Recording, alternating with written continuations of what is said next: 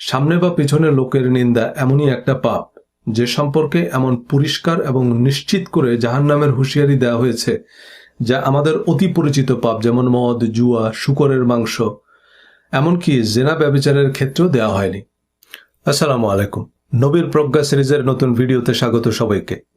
আমরা বেহেশতের দুয়ার খুলতে আর দোজখের আগুন নেভাতে ফরজ, ওয়াজিব, সুন্নত, মুস্তাহাব, কবিরা, সগিরা, মাইক্রো, ন্যানো পাপ পুণ্যের বিবরণ খুঁজতে পর্বত প্রমাণ, হাদিস, তাফসির, ফিকহ, ফাজাইলের কিতাব খুঁজি। কিন্তু কোরআনে যে কাজগুলোর জন্য একেবারে পরিষ্কার ভাষায় জান্নাত বা জাহান্নামের হুঁশিয়ারি দেওয়া হয়েছে, শুধু সেই আয়াতগুলো অনুসরণ করলেও আমরা গাউসুল আজম বনে যাব। এই ভিডিওতে যে আয়াত বা হাদিসগুলো আলোচনা করেছি তা বোঝার জন্য মুহাদ্দিস, মুফাসসির, ভাষাবিদ কিছু দরকার নেই, বা কোনো মুহাদ্দিস, ভাষাবিদ এর অর্থ নিয়ে দ্বিমত করবেও না।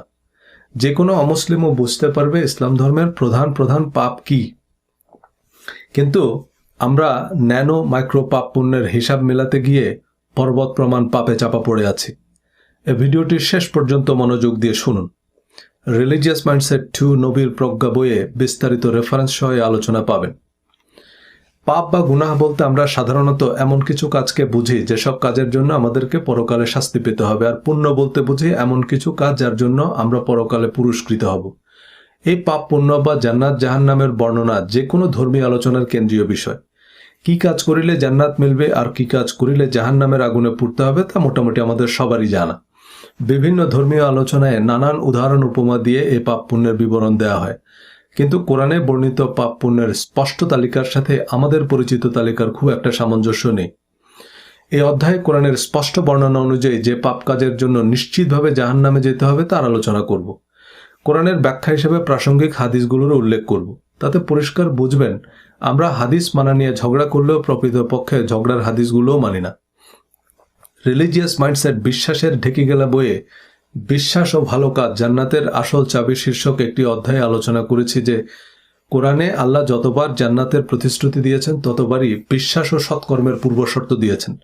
কিন্তু কোরআনের বিশ্বাস ও সৎকর্মের যে তালিকা আল্লাহ বর্ণনা করেছেন তার সাথে আমাদের পরিচিত সৎকর্মের তালিকার উল্লেখযোগ্য সামঞ্জস্য নাই। শুধু কোরআন মানলে ইসলামের আর কিছুই থাকে না, এমন অভিযোগ তুলে আমরা হাদিসকে কোরআনের মতোই অবশ্য পালনীয় বলছি, কিন্তু হাদিসে বিশ্বাস ও সৎকর্মের যে বিবরণ আছে তার সাথেও আমাদের লোক দেখানো পুণ্যের তালিকার বিশেষ সম্পর্ক নেই।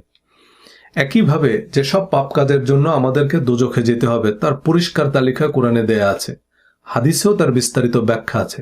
কিন্তু আমরা যেসব কথিত কল্পিত পাপের বিরুদ্ধে জিহাদে নেমে ধর্মের নামে মানুষের জীবন দুর্বিষহ করে ফেলি